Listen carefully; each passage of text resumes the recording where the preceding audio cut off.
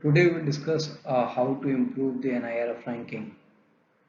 So first of all, we'll see what are the different parameters are used. And in this video, I will discuss only TLR. So in the case of TLR, teaching learning resource, uh, its weightage is of 30% and total mass is 100, and out of that 30% is taken.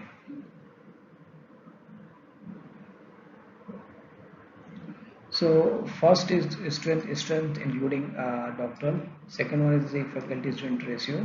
Third one is the combined matrix for faculty, and fourth one is financial resource and their utilization. So if we see what are the part and what is the weightage, so student strength is of 20 marks, faculty strength ratio is 30, and then combined matrix for faculty with PhD is of 20 marks, and financial resource utilization is of 30 marks. So in this slide I will inform how to achieve maximum marks.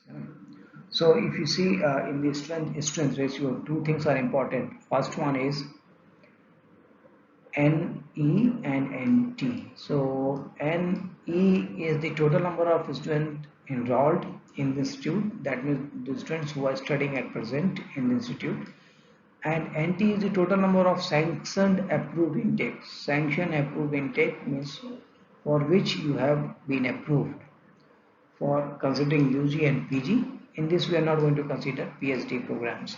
And NP is the total number of students enrolled for doctoral program till previous year. So total number of students enrolled in the doctoral program is NP.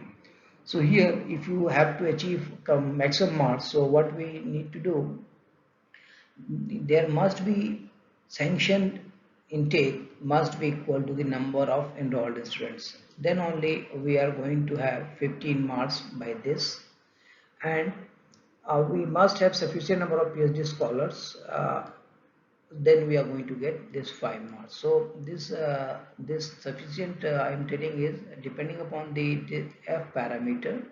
It is being calculated. This is normalized value will be taken by consulting the different other institutes, and then they will get this functional value, and depending upon that, if you are satisfying for 1, that is going to be 5. If we are coming for 0.5, depending upon, then you get 2.5.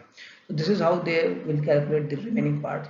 But 15 marks can be achieved if you are going to have complete sanctioned approved intake and the same number of students has enrolled in your institute. That is one thing. Second part is for again 30 marks, that is faculty student ratio is 30.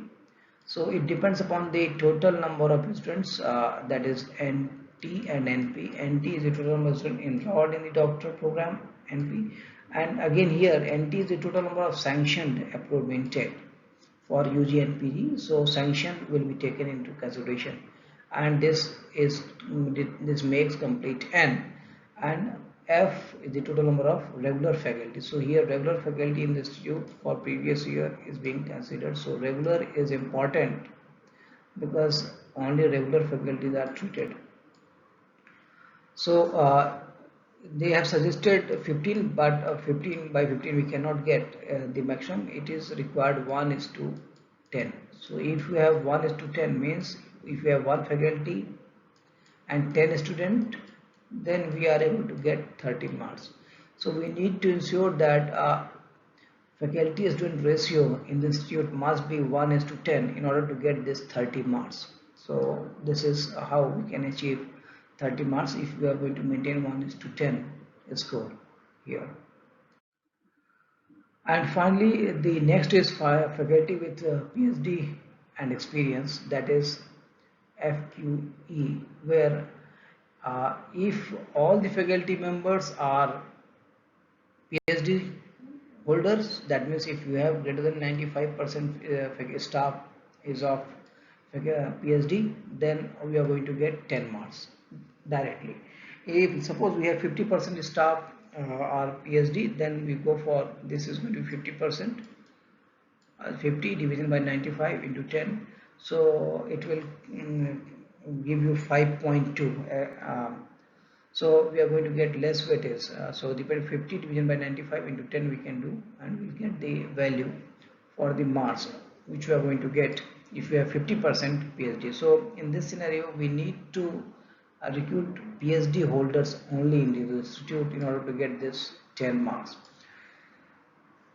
And next one is how to get this FE. So because FQ is 10 marks is for FQ and 10 marks is for FE. So for FE we get 3 marks if the ratio, it has been defined at 3 categories: F1, F2 and F3. Fraction with experience with 8 years, up to 8 years, fraction of experience up to 8 to 15 years, and another one is greater than 15 years. So if we have it is 1:1 means all is required 33.3, 33.3, 33.3. So suppose we have 100 is faculty members, so 33 must be lie into this one, 33 must be lie into this one, and 33 or 34 must lie in this category, that is F3, in order to get maximum marks out of this, because the ratio is 1:1. So this is all in context of faculty student ratio and faculty teaching learning. In next slide we will discuss about the resource. Thank you.